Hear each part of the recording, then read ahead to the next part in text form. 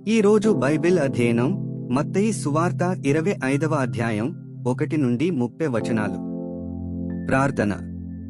తండ్రి దేవా, మేము మీ వాక్యాన్ని చదివినప్పుడు మిమ్మల్ని బాగా తెలుసుకోవడానికి, ప్రేమించడానికి మరియు అర్థం చేసుకోవడానికి మాకు సహాయం చేయండి. ఆమెన్.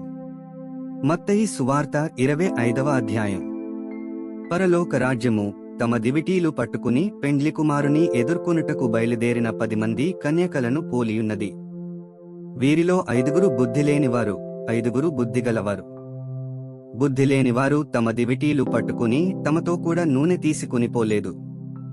బుద్ధిగలవారు తమ దివిటీలతో కూడా సిద్ధలలో నూనె తీసుకుని పోయిరి. పెండ్లి కుమారుడు ఆలస్యము చేయగా వారందరూ కునికి నిద్రించుచుండిరి. అర్ధరాత్రి వేళ ఇదిగో పెండ్లి కుమారుడు, అతనిని ఎదుర్కొన రండి అను కేక వినబడెను. అప్పుడు ఆ కన్యకలందరూ లేచి తమ దివిటీలను చక్కపరచిరిగాని. బుద్ధిలేని ఆ కన్యకలు, మా దివిటీలు ఆరిపోవుచున్నవి గనుక మీ నూనెలో కొంచెము మాకీయుడని బుద్ధిగలవారినడిగిరి. అందుకు బుద్ధిగల కన్యకలు, మాకును మీకును ఇది చాలదేమో, మీరు అమ్మువారి యొద్దకు పోయి కొనుక్కునుడని చెప్పిరి. వారు కొనబోవుచుండగా పెండ్లి కుమారుడు వచ్చెను. అప్పుడు సిద్ధపడియున్నవారు అతనితో కూడా పెండ్లి విందుకు లోపలికి పోయిరి. అంతటా తలుపు వేయబడెను. ఆ తరువాత తక్కిన కన్యకలు వచ్చి, అయ్యా, అయ్యా, మాకు తలుపు తీయుమని అడుగగా, అతడు మిమ్మునెరుగనని మీతో నిశ్చయముగా చెప్పుచున్నానెను. ఆ దినమైనను గడియేనను మీకు తెలియదు గనుక మెలకువగా ఉండుడి. పరలోక రాజ్యము ఒక మనుష్యుడు దేశాంతరమునకు ప్రయాణమై తన దాసులను పిలిచి తన ఆస్తిని వారికప్పగించినట్లుండును. అతడు ఒకనికి 5 తలాంతులను, ఒకనికి 2, ఒకనికి 1 ఎవని సామర్థ్యము చొప్పున వానికిచ్చి వెంటనే దేశాంతరము పోయెను.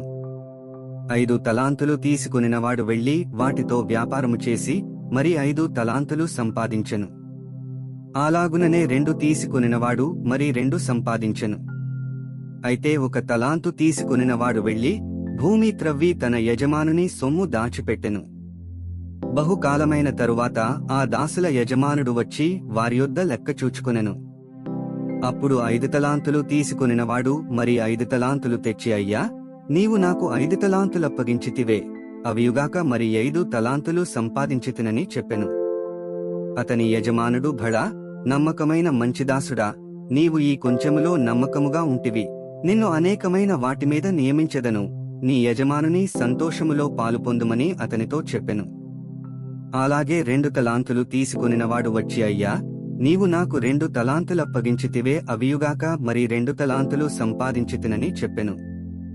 అతని యజమానుడు, భళా, నమ్మకమైన మంచిదాసుడా, నీవు ఈ కొంచెములో నమ్మకముగా ఉంటివి, నిన్ను అనేకమైన వాటిమీద నియమించెదను, నీ యజమానుని సంతోషములో పాలుపొందుమని అతనితో చెప్పెను. తరువాత 1 తలాంతు తీసుకునినవాడును వచ్చి, అయ్యా, నీవు విత్తని చోట కోయువాడవును, చల్లని చోట పంట కూర్చుకునివాడవునైన కఠినుడవని నేనెరుగుదును. గనుక నేను భయపడి వెళ్లి నీ తలాంతును భూమిలో దాచిపెట్టితిని, ఇదిగో నీది, నీవు తీసుకునుమని చెప్పెను. అందుకు అతని యజమానుడు వానిని చూచి, సోమరివైన చెడ్డదాసుడా, నేను విత్తని చోట కోయువాడను, చల్లని చోట పంట కూర్చుకునివాడనని నీవు ఎరుగుదువా?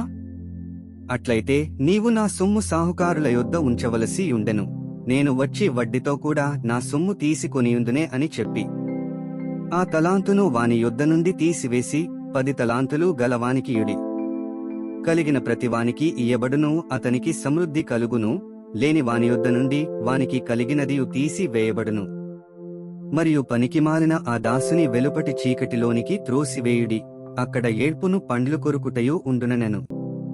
30 వచనాలు చదివియున్నాము. ముగింపు ప్రార్థన. సర్వశక్తిమంతుడైన దేవా, చదివిన వాక్యాన్ని మా హృదయంలో ఉంచుకుని మీ మార్గాల్లో, మీ సత్యంలో మరియు మీ జీవితంలో జీవించడానికి మాకు సహాయం చేయండి. ఆమెన్.